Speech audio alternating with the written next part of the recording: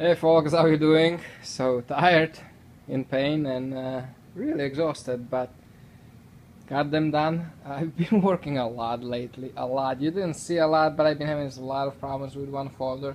Oh, let me show it to you. This folder. Been trying to figure it out for last 2 days. It's off-centered, and I don't know. Everything is perfect about it. Right now it's super tight, but it still flips nicely. But 2 days.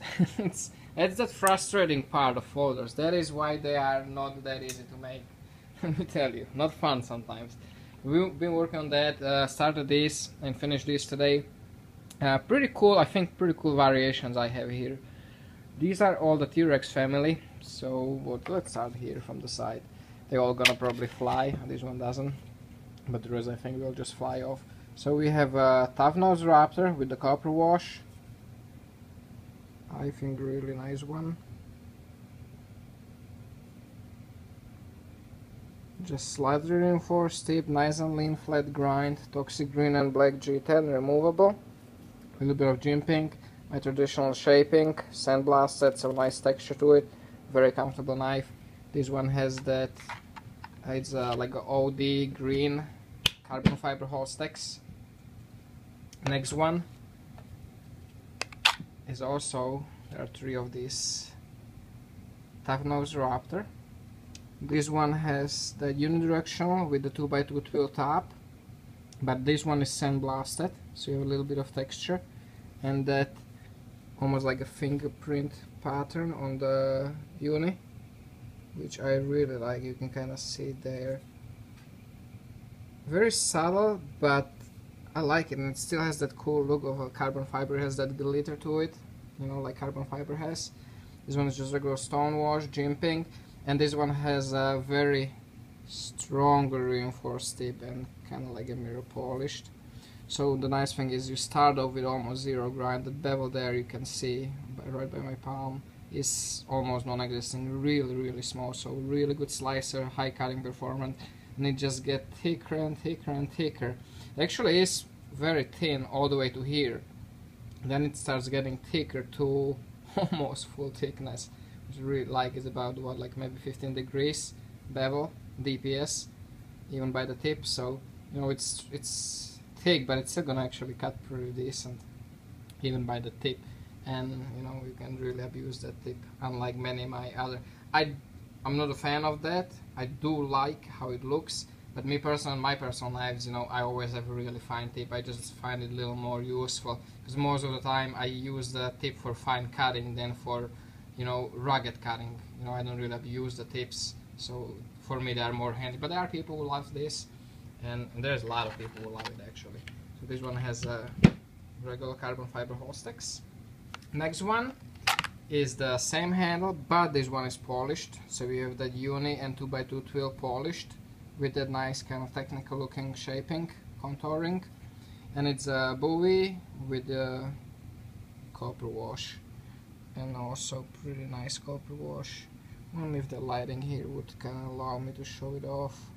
There you can kind of see it's really cool. I think it's cool.